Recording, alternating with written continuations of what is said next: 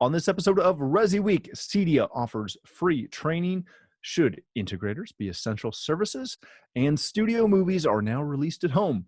All this and more on this episode of ResiWeek. The network for the AV industry. What are you listening to? This is AV. This is AVNation. This is AVNation. This is ResiWeek, episode 215. Please talk about puppies. Support for AVNation is brought to you by Crestron. Welcome to ResiWeek. This is your weekly roundup of all the latest news and stories for the residential AV industry. I'm your host, Matt D. Scott for AVNation.tv. And this week, we are pleased to be joined by Jeremy Glowacki. He is the executive editor of Residential Tech Today. How are you, sir? I'm great. So nice to see people for a change. If you have been living under a rock, most states are in some form of lockdown other than Mr. Siaka's because they don't care down there. We just got announced today that we are locking down tomorrow, which will possibly affect our next guest, Mr. Kevin Mann. He's the president of Taurus Power, just down the road from me. How are you, sir? We're hanging in. It's been a stressful week, but we're still here. So. And it's Monday. And it's Monday. Which is the best. And it's not even over. We still got a couple hours to go. Yeah. Then we have John Siaka. He is a partner at Custom Theater. How are you, sir? I'm doing good, Matt. How are you? Doing fantastic. He is not in lockdown. You're not? Not in lockdown.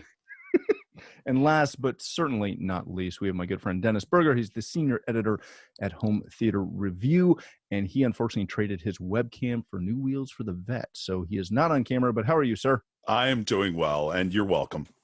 Nobody wants to see me right now because I haven't washed my hair since Friday, and I'm not wearing britches. So I'm just visualizing that and kind of enjoying it. Yeah. All right, gentlemen, let's kick this off with a couple of things. First, I want to touch on this coming to us from Residential Tech Today. CEDIA has offered essentially free online training for pretty much their entire catalog. They're doing live webcasts and a bunch of other things because people are not working. There's a second part of this I want to talk about, but Jeremy, let's start with you for just a quick second on this. CEDIA was not necessarily the first person to jump in or the first organization to jump in and do this, but how important has it been to see, CEDIA take a leadership position in this and say, hey, we know there's a bunch of people who can't work right now. They can't go out and visit clients. Here's an opportunity for you to, once you've had your people clean the shop, the showroom, and the trucks 3 times last week, here's something for you to do this week. Yeah, I mean, I said when I posted it was a great move on their part, and it's like kind of an obvious move, but it's the right thing to do. It's only free for CEDIA members. I think there'd be something to be said for opening it up beyond CEDIA members at this point because things are just so extreme. But for now, it's for folks who are already members, and you don't have to pay anything extra for some of these courses. I saw today that URC sent out an email that they're also providing just links to training, and I think other manufacturers are going to start doing similar things like that just to try to keep everyone engaged and working on their business while they can, while they're not perhaps as distracted. I'm hoping that certain places are able to keep working on projects, keep finishing things up, but there will become a time when starting new projects is going to be difficult. Consumers are going to put things on hold. I'm afraid of, it's just the inevitable here. And it's a good time to get, some of the things you just put off because you can't find the time during the day to do it, frankly. And unfortunately, training usually falls under that. Part of what makes this such a big deal is the fact that, Kevin, it was announced about 30 minutes ago that Ontario and Quebec are stopping all essential businesses, have to shut down as of Tuesday. So really even before this posts, Tuesday at midnight. Michigan announced late yesterday, shelter at home. California, Indiana, Illinois. There's a slew of states that are doing this, as well as provinces. Kevin, what is this going to do for you as a manufacturer? I'd like to think that you're essential. Your power conditioning is essential to me, but what does this mean as a manufacturer for yourself, for other manufacturers, as essentially the government is starting to dictate what businesses can stay open through this? Yeah, it's hard. It would be hard to argue that what we do is essential. But that said, our partner factory here in Toronto does make products for the medical equipment manufacturers. There's a possibility that they could be declared an essential manufacturing company. And we do have a partner facility in Northern California who is working on a large project right now with Pacific Gas, and they were declared on Friday an essential manufacturing company. So, I don't know. My understanding that the CEDIA integrators were also kind of deemed to be essential, which I think is a good thing for people that are having to make changes right now in terms of their working environment and having to be working out of their home when they're used to working out of an office environment. But there's a lot of changes coming with regards to this. For our business in particular, it's really hour to hour right now for us. Even if the manufacturing facility in Toronto is declared an essential service, it could very well be that it gets closed down anyway, just for the safety of the people in the factory. So for us, it could mean that we're on pause for a little while. And, our hope in that case is that we can do our best to minimize the impact of this and try to get things reopened as quickly as possible. It's hard to really say beyond that, Matt, what's likely. We're really just waiting and, wait and see and hour by hour right now, to be honest. Yeah, I understand that. John, I want to come to you on this. As Kevin alluded to, and this was reported in CE Pro, that the federal government has labeled integrators as essential critical infrastructure workers.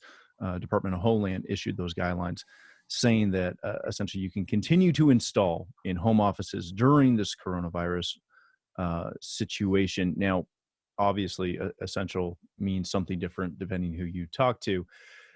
For somebody who is working in a state where this has not necessarily come down yet, you're not locked down, you guys are still operating business as normal.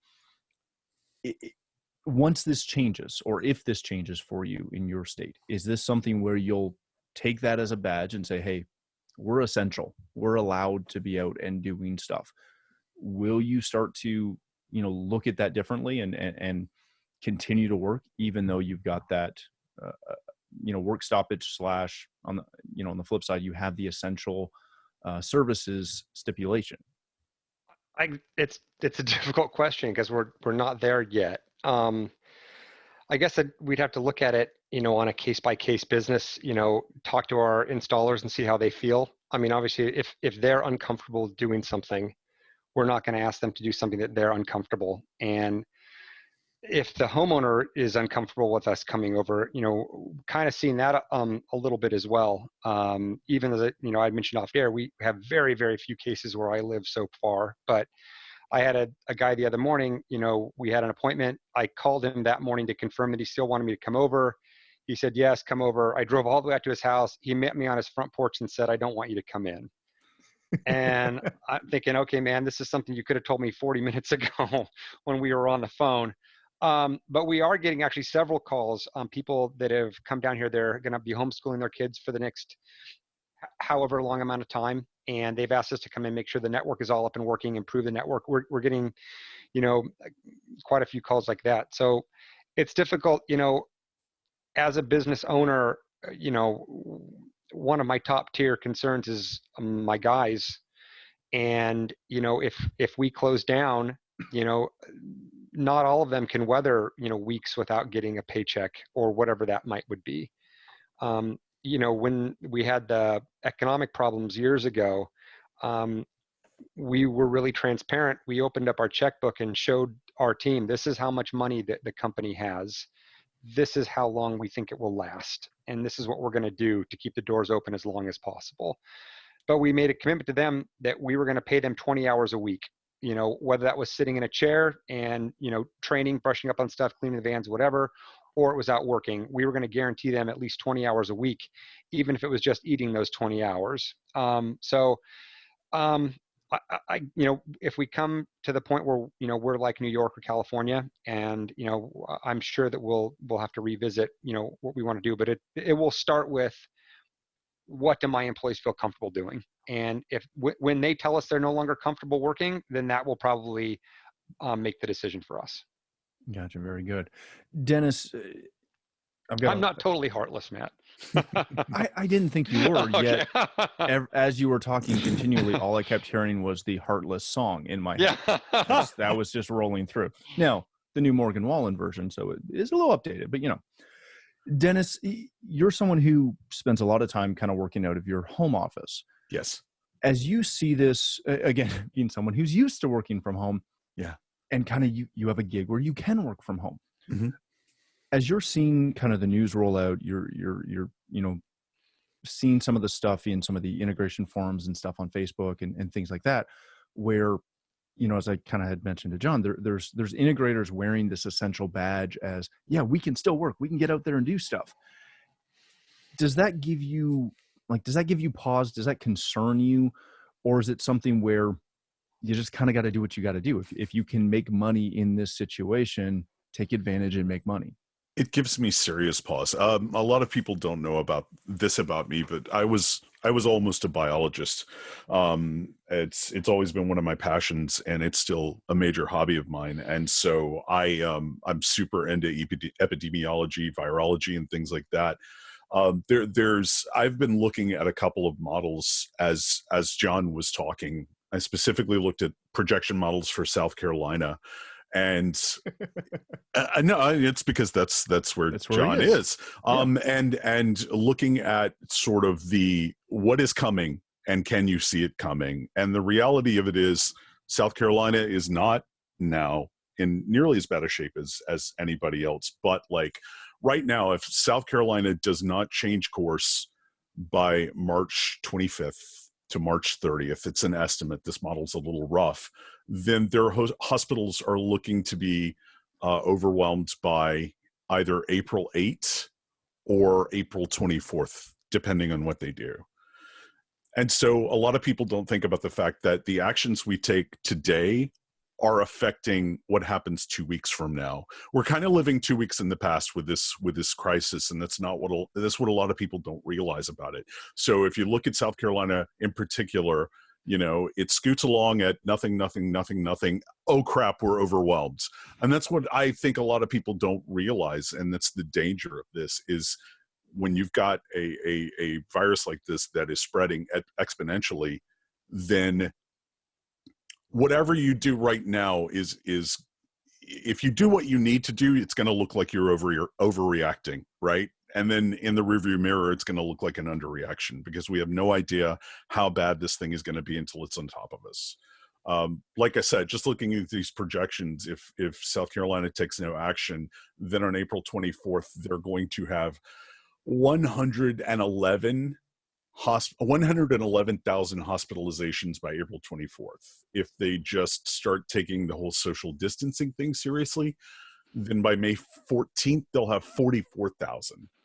On the other hand, if they were to issue a shelter in place, model like New York and California are doing, then by May 18th, they're only going to have 1,100 hospitalizations. So it's a problem. People just don't understand epidemiology. They don't understand exponential spread. And so I'm really, really concerned. So let me kind of ask any of you, anybody jump in. Is this something where we as an industry should be taking a stronger step? And yes, we've got, we're part of the essential services division, just like Home Depot. So you can go get your plywood and get an integrator. Should we be taking that as, yes, we can get out there and still work? Or should we be looking at this as you know what, you're going to be okay if your theater doesn't get finished, or if your multi-room audio, if you just need to pick up a couple, play ones from us, we'll drop them off at your door so that you have some music in your house. Unless it's, one of those situations like I had last week where I was sending people out to help get home offices up and running for large companies that had, employees that all of a sudden needed to do what we're doing right now in video conference from home. Where's the balance in that? Boy, that's a good question. And I don't think anybody knows, but I think you're right that this industry needs to be doing something to take it more seriously. Because look, the more people that you interact with that are taking it seriously, the more likely you are to take it seriously. It's as simple as that. And if you call an integrator and realize that they're coming at your house and they're like, oh, I'm not worried about it. Yeah, man, I'll put your Atmos speakers in. Yeah, just hang on. Then you're more likely to be like, oh, this is no big deal. Whereas if you call them and they're like, yeah, we're going to come and hook up your router, but we're going to be wearing a hazmat suit, then they're more likely to think, oh, I need to be cautious. So, yeah, I mean, I've talked to some folks across the country and integration world, and you have varying degrees of oh, this is getting serious. I was asking a very lightweight question for our magazine that's going to come out in a couple months, trying to not be focused entirely on this topic. And it was hard to get anyone, everyone was very polite, but people on the West Coast about a week and a half ago were like, dude, we're in the middle of this right now. I'd love to help you out, but I'm trying to figure out how to keep my employees, safe and fed. And then, I'd talked to, someone more in John's situation where it hadn't really reached that severity. But I've talked to some others who are like, yeah, we are taking it very seriously, but we've got some, clients that need our help. So what we do is we wipe everything down that we touch, and we have, our feet covered, the whole thing that usually our industry is very polite and good about not stomping around in boots in houses, right? So now you just take that to another level as far as, keeping things, from getting germs on them or virus on them. So it's definitely not something, you want to be casual about at all. And I think that most people aren't going to want to invite someone into their home just because of the risk of it. But those who are willing to roll the dice, I guess, they just, you need to take that little extra step. I will say that our current policy as of, mid last week was gloves everywhere, masks if you can, just because it's hard to find masks right now, booties, sanitizer, all the whole kick. And the response from clients has either been, oh, thank you very much, or, oh, it's fine, come here, I want to give you a hug. And it's like, you know what? Yeah, we're good today. Hey, thanks for watching the first segment of this week's episode. To catch the entire show, please click the link below or visit avnation.tv. That's avnation.tv.